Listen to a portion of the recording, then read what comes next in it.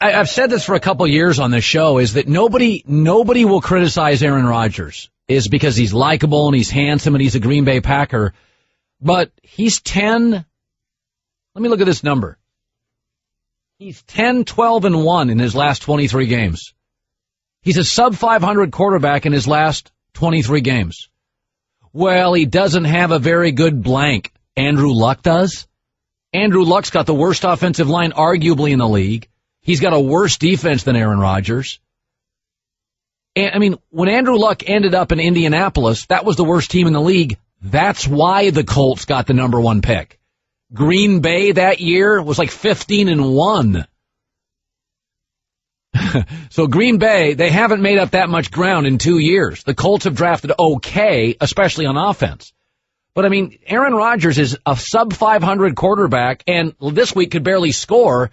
It's amazing to me. I think I'm going to write a chapter about it in my next book. I've had several sources say he's difficult. He is hard to manage. The coaching staff at times struggles with him. He's sub-500 in his last 23 games. I think he's a huge talent. But he's had teammates snap at him and snipe at him. And it's like he's got this protective layer around him due to his popularity. Aaron Rodgers, over the last year and a half, he's a losing quarterback. But that, as you've said, Dan, that Super Bowl gives you this force field that nobody can criticize you. Yeah, it's like you with Joe Flacco. I don't think Joe Flacco's great. I think Joe Flacco has proven that in big games on the road, he can do extensive damage. You just don't, you don't like Jim Boeheim at Syracuse, and you don't like Joe. Boeheim. You don't like Boeheim. I like Andy Dalton, and you don't like Dalton. I think Dalton is what Flacco was before Flacco won a Super Bowl. Joe Flacco could throw a strawberry through a battleship. Andy Dalton's the red rifle and has less power than an easy bake oven. Weird, they're number 2 in your hierarchy today. No, Cincinnati's great because they have great players. Flacco has one of the best arms on the planet. He's 6'5.5", 250 of steel. Back to Rodgers, though. I think you kind of fall into that trap, too. I think you said if you're starting a franchise, you love Luck. We all know that. I like Andrew Luck more than Aaron Rodgers. Yeah, but I think Rodgers is number 2, so you're kind of all in on Rodgers. No, you picked him to win the division. I'll be honest. I think with Andrew Luck, I get less drama. I don't have players sniping at him. He gets along with everybody. He's bigger and stronger with all the. I think you're at the point, and you haven't said it yet, but I think you will right now. I think you take Wilson before you take Rodgers. I think I'm very close to that. I don't like the drama, and I continue to hear from sources that Aaron can be difficult. He's a lot like Jay Cutler, but he presents himself in front of people as, and I like Aaron Rodgers. I think I like the 2 times I've met him personally, once or twice. I like him. He's a smart, funny guy. He's kind of California cool, little aloof, but funky and cool.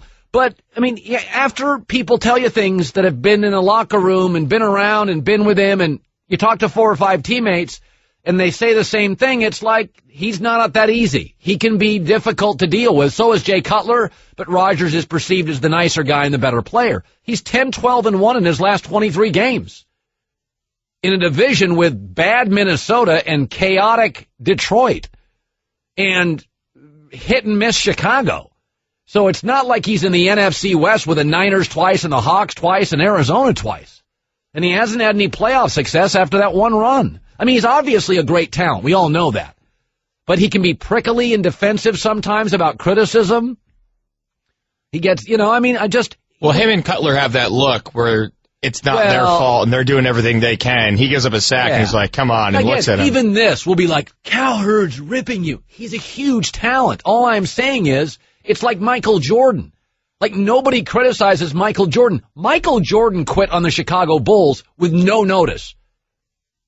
The perception is, he gave the Bulls a lot. No, he knew he was leaving. That's why, according to Tim Grover's book, and Tim Grover was his trainer, he told Tim Grover a year out, I'm going to move to baseball. He didn't tell anybody.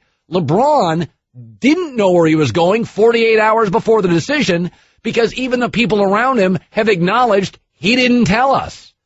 But because Jordan's popular and has that Nike shield around him, you defend him, And because LeBron doesn't, he actually, for his status, doesn't have great commercials. It penetrates. So why does Rodgers have a shield? Because he's got all these commercials. Just the Super Bowl? Yeah, he's got a Super Bowl. He's a Packer. Everybody loves the Packers. He's funny on television. He's a good-looking guy. You know, I mean, he's in these funny commercials. He's American royalty. It's a little bit like Peyton Manning's American royalty. Peyton hasn't been very good in big games. He has a lot of losses in big games and doesn't seem to play as well. He doesn't look the same in some big games. And popularity creates a shield, and it's hard to puncture that shield. And I think Aaron Rodgers is great, but I would choose Andrew Luck today to build a franchise.